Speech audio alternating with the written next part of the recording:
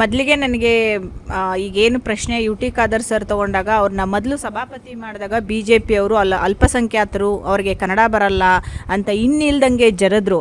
ಆದರೆ ಇವತ್ತಿನ ದಿವಸ ಇಷ್ಟು ಅವರು ತೀಕ್ಷ್ಣವಾಗಿ ಒಂದು ಏನು ಸದನದಲ್ಲಿ ಹೇಳಿದ್ದಾರೆ, ಮಂತ್ರಿಗಳಿಗಿರ್ಬೋದು, ಅಧಿಕಾರಿಗಳು, ಸ್ಪೆಷಲಿ ಅಧಿಕಾರಿಗಳಿಗೆ ಇವತ್ತು ಏನು ಚಾಟಿ ಬೀಸಿದ್ದಾರೆ, ನಿಜವಾಗ್ಲೂ ಐ ಅಪ್ರಿಷಿಯೇಟ್ ಹಿಮ್ ನನ್ನ ಪರವಾಗಿ. ಯಾಕಂದರೆ ಅಧಿಕಾರಿಗಳು ಎಲ್ಲೋ ಒಂದು ಕಡೆ ಮೈ ಮರೀತಿದ್ದಾರೆ ಅಂತ ನನಗೂ ಅನಿಸ್ತಿತ್ತು. ಅಧಿಕಾರಿಗಳು ಯಾಕೆ ಮೈ ಮರೀತಾರೆ ಮೇಡಮ್? ಅಧಿಕಾರಿಗಳನ್ನ ನಿಭಾಯಿಸಬೇಕಾದಂತ ನಾಯಕ ಮೈಮರೆತ್ರ ಮಾತ್ರ ಅಧಿಕಾರಿಗಳು ಮೈಮರೀತಾರೆ ಇರ್ಬೋದು. ಬಟ್ ಆದ್ರೂ ಅಧಿಕಾರಿಗಳು ಇನ್ನಷ್ಟು ತೀಕ್ಷ್ಣವಾಗಿ ಕೆಲಸ ಮಾಡೋ ಒಂದು ನಿಟ್ಟಿನಲ್ಲಿ ಚಾಟಿ ಬೀಸಿದ್ರು. ಅದಕ್ಕೆ ನಮ್ಮ ಮುಖ್ಯಮಂತ್ರಿಗಳು ಸಹ ಹೇಳಿದ್ದಾರೆ, ಈ ತರ ಮಾಡೋದು ತಪ್ಪು ಅಂತ ಅವರು ಮನವೊಲಿಸಿದ್ರು. ಮತ್ತೆ ಎಲ್ಲರಿಗೂ ಮಂತ್ರಿಗಳಿಗೂ ಸೇರಿ ಅಧಿಕಾರಿಗಳಿಗೂ ಸೇರಿ ಇವತ್ತಿನ ದಿವಸ ಬುದ್ಧಿವಾದ ಹೇಳಿ ಇವತ್ತು ನೆಕ್ಸ್ಟ್ ಏನು ಬಂದು ಎಲ್ಲಾ ಮಂತ್ರಿಗಳು ಅದಕ್ಕೆ ಉತ್ತರ ಕೊಡೋ ಒಂದು ಪ್ರಯತ್ನನ ಮಾಡಿದ್ದಾರೆ.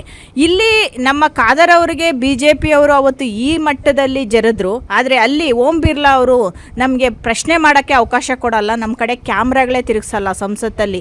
ಇಲ್ಲಿಂದ ಹೋಗಿರೋ ಯಾರಾದರೂ ಒಂದು ಏನು ಸಂಸದರಿದ್ದಾರೆ ಯಾವತ್ತಾದರೂ ಅದ್ರ ಬಗ್ಗೆ ಕೇಳಿದಾರ?